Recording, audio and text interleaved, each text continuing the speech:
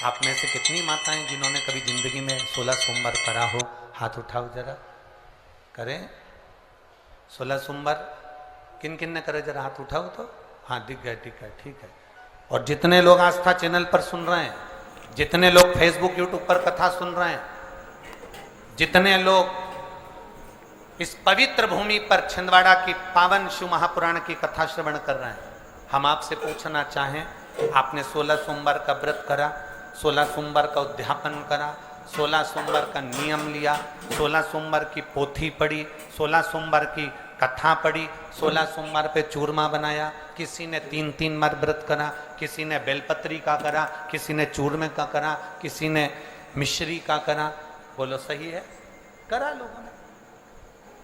पर जितने लोग आस्था चैनल पर कथा सुन रहे हैं और जितने लोग इस फेसबुक यूट्यूब पर कथा सुन रहे हैं और जितने छिंदवाड़ा की पवित्र भूमि पर कथा सुन रहे हैं, हम इनसे पूछना चाहते हैं,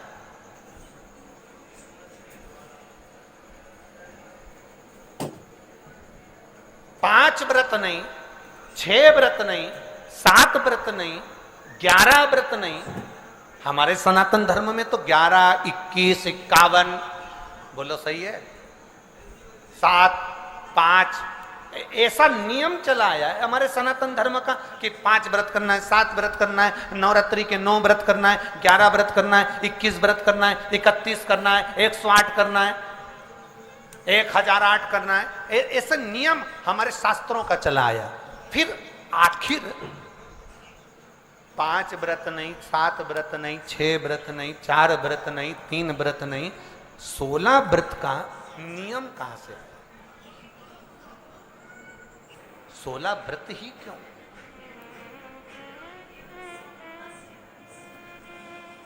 पंद्रह नहीं, 14 नहीं, 13 नहीं, 12 नहीं, 11 नहीं, कितने? 16। ये 16 व्रत का नियम कैसे? ये कहां से आ गया 16 व्रत का नियम? कोई आपसे पूछ सकता है, आपके घर के बच्चे कह सकते हैं, मम्मी ओ माँ क्या कर रही हो? माँ ने कहा बेटा मैंने 16 सोमवार के व्रत उठाए। 16 सोमवार के व्रत उठाए? हाँ। क्या करती है उसमें?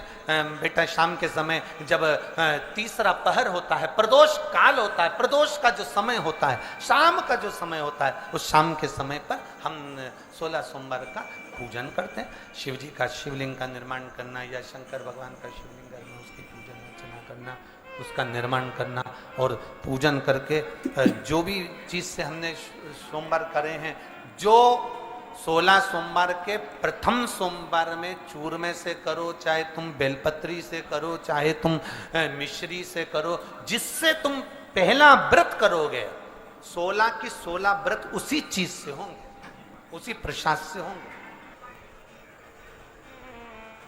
तो बच्चे कहेंगे हाँ ये 16 व्रत का विधान कहां से आया, 16 व्रत का नियम कहां से आया? आपके बच्चे आपसे पूछेंगे कि ये 16 व्रत का विधान कहां से आया, 16 व्रत का नियम कहां से? तब आपको बताना है। अवंतिकापुरी उज्जैनी में एक कन्या रहती थी जिसका नाम सुगंधा था। बड़े ध्यान से सुनना, 16 सोमवार के व्रत तो आपने बहुत करे हैं, पर 16 सोमवार में 16 सोमवार का नियम कहां से आया? 15 नहीं, 14 नहीं, 5 नहीं, 6 नहीं, 7 नहीं, 21 नहीं, 20 नहीं, 16 का नियम कहां से आया? वो 16 के नियम को जाना। और यहीं से 16 सोमवार व्रत की प्रारंभता है, इस कथा की प्रारंभ। और जिन जिन को स्मरण में ना हो, मेरी माताओं से निवेदन है, जिनको नहीं मालूम है कि 16 सोमवार के 16 व्रत का विधान कहां से आया, उनको आप सुना सकते हो, आप उनको बता सकते हो। अवंतिकापुरी में एक सुगंधा नाम की एक बड़ी सुंदर कन्या रहती थी, बड़ी सुंदर। उसके चेहरे पर बड़ा आकर्षण, उसके चेहरे पर बड़ी चमक थी, उसके चेहरे पर बड़ी रौनक थी।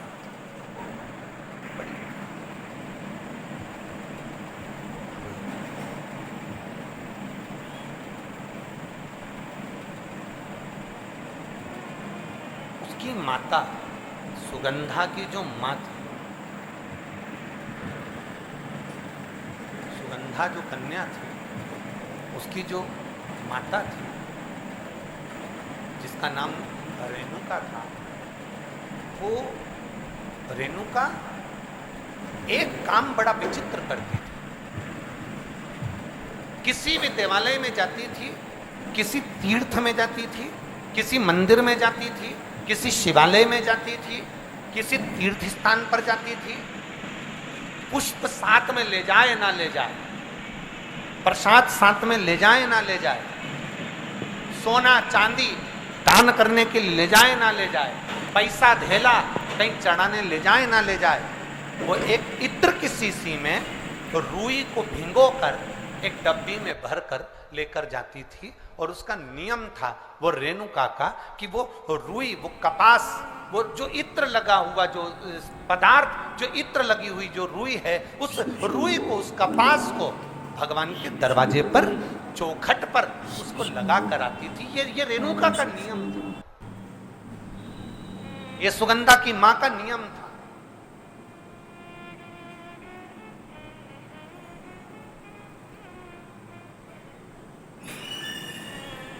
एक नियम हमारी जिंदगी में हम जो लेते हैं, वो नियम हमारे लिए सिद्धता देता है।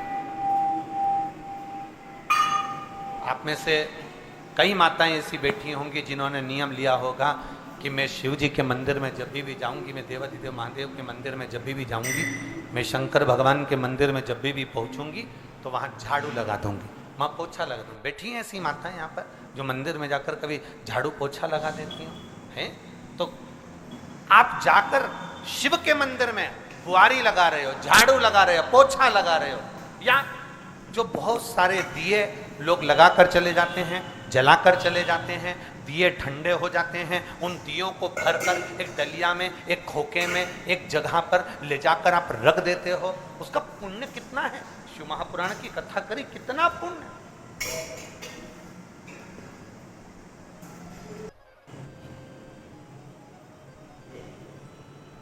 गुरु नानक देव जी ने तो अपने शिष्य वाले से कहा था,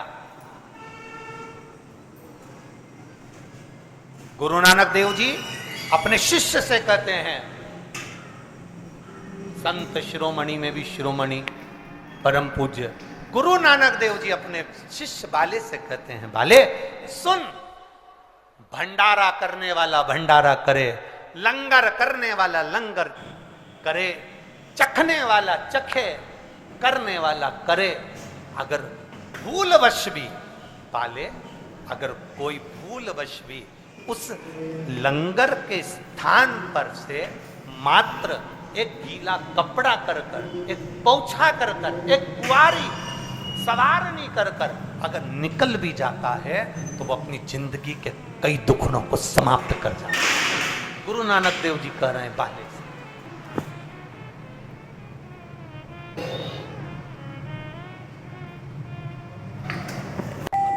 शिरोमणि संतों में शिरोमणि गुरु नानक देव जी कहते हैं कि कोई लंगर करे, कोई लंगर चखे, मतलब कोई भंडारा करे और कोई भंडारा खाए, कोई लंगर करे, कोई लंगर चखे। अगर वो चखने वाला भी उठकर चले गया और वहां पर से आप अगर निकल कर जा रहे हो और आपने अगर मात्र वहां सवारनी से आपने मात्र झाड़ू भी लगा दी, पोछा भी लगा दिया, उसको कहीं ना कहीं किसी ना किसी रूप में आपने सेवा कर दी, तो उस सेवा का फल क्या है? तो गुरु नानक देव जी कहते हैं उसका फल ये है कि आपकी जिंदगी में जितने जितने दुख, जितनी जितनी तकलीफें आपकी जिंदगी में, जितना जितना कष्ट आपके जीवन में, जितना जितना रोग, जितनी जितनी तकलीफें आपके जीवन में आ रही होती हैं, वो सारी की सारी तकलीफें अपने आप समाप्त होती चली जाती हैं, अपने आप समाप्त हो।